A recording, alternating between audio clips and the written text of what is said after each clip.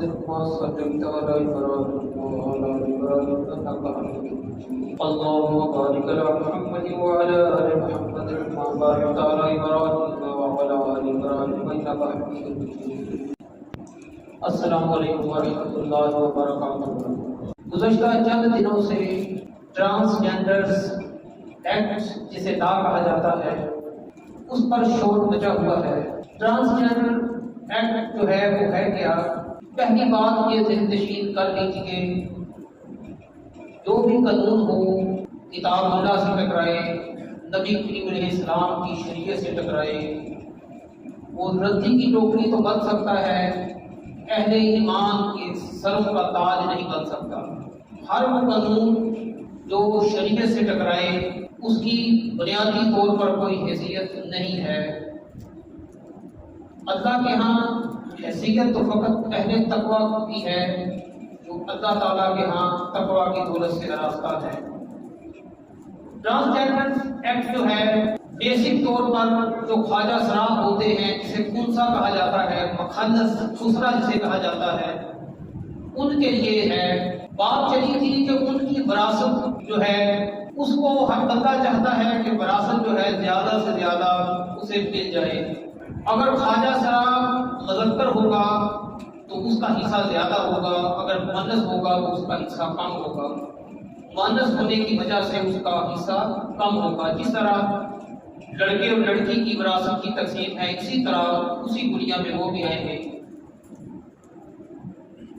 تو ناظرہ کے دفتر میں اگر کوئی خنثی ہے، مخنث ہے، خسرا ہے، ہجڑا ہے، وہ جائے اور کہے کہ میں اپنے اندر لڑکے کی فیلنگ کو محسوس کرتا ہوں، تو وہ بغیر کسی میڈیکل کوڈ کے اس کا نام تبدیل کر دیتے ہیں۔ تو ناظرہ کو ایسا کرنے سے پہلے کوئی میڈیکل کوڈ ہونا چاہیے جو سٹیمپ لگائے، اسے اوکے کرے کہ آیا یہ لڑکی ہے یا لڑکا ہے، لڑکی کے زمرے میں اس کا شمار ہوگا یا لڑکے کے، اسی طرح مرد ہوگا زیادہ عمر میں ہوگا مرد کے زمرے میں ہوگا یا عورت کے زمرے میں ہوگا۔ تو یہ نہیں ہے کہ میں جا کے ناظرہ کے دفتر میں کہوں میرے اندر لڑکی والی فیلنگ ہے، وہ کہتے ہیں کہ ٹھیک ہے آپ کا نام کیا ہے، آپ کہیں محمد رمضان ہے، تو وہ رمضان کی بھی آپ کو ڈکلیئر کر دیتے ہیں بغیر کسی میڈیکل بورڈ کے۔ ایسا کرنا صحیح نہیں ہے۔ تو یہ دولت کی حصول کی خاطر انسان کچھ بھی کر سکتا ہے، انسان اپنی اصل کھو بیٹھتا ہے۔ تو مسئلہ یہ درپیش تھا، یہ قانون جو ہے یہ جب افتخار چودھری چیف جسٹس تھے سپریم کورٹ کو اس وقت چلا تھا، تو بعد میں بھی اس پہ کام ہوتا رہا۔ گزشتہ 4 سالوں سے اس ایکٹ پر کام جاری و ساری ہے، لیکن اس کی چند شکیں جو ہیں وہ دین اسلام کے ساتھ ٹکراتی ہیں۔ وہ بھی سماج فرما لیجیے، مرد مرد کے ساتھ شادی کر سکتا ہے، عورت عورت کے ساتھ شادی کر سکتی ہے، تو دین اسلام اس کی اجازت نہیں دیتا۔ قرآن کو اٹھا کے دیکھیں، احادیث نبویہ کو اٹھا کے دیکھیں، کسی حدیث پاک میں اس کی تصریح آپ کو نظر نہیں آئے گی کہ کسی حدیث پاک میں اس کی اجازت دی گئی ہو۔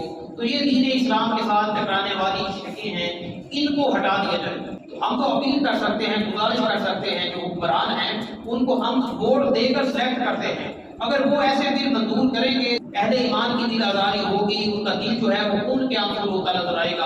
اپیل کرتے ہیں کوئی بھی حکومتی عہدیدار ہو، کوئی بھی بل بناتے وقت، قانون بناتے وقت اس چیز کو دیکھ لیا کریں کہ آیا یہ مسلمانوں کے دلوں کو مجروح تو نہیں کر رہا، جس پر وہ سائن کرتے ہیں بل آگے پیش ہو جاتا ہے، پاس ہو جاتا ہے۔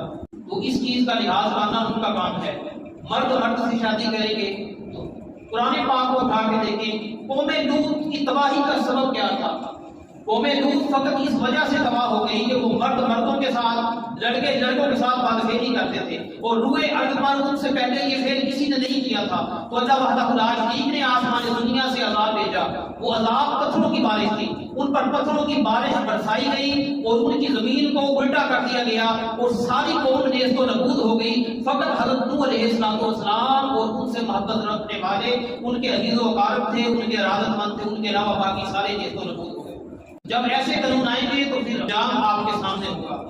ہر ایسا قانون جو اسلام کے ساتھ ٹکرانے والا ہو، دین مصطفیٰ سے ٹکرانے والا ہو، شریعت کے ساتھ ٹکرانے والا ہو، ایسے ٹرانسجینڈر ایکٹ لا جو ہیں وہ ردی کی ٹوکری کی زینت ہونی چاہیے، تاکہ مسلمانوں کے دلوں کو مجروح نہ کیا جائے اور ان کے جذبات سے نہ کھیلا جائے۔ یہ بات ہے کیا، اس کی اصل حقیقت کیا ہے، تو آپ لوگ تھوڑا سا اس بارے میں آگاہ ہو گئے۔ مجھے لوگوں نے کہا کہ آپ جمعۃ المبارک میں اس پر گفتگو کریں تاکہ لوگوں کو اس کے بارے میں شعور ہو، تو میں نے حامی بنی تھی۔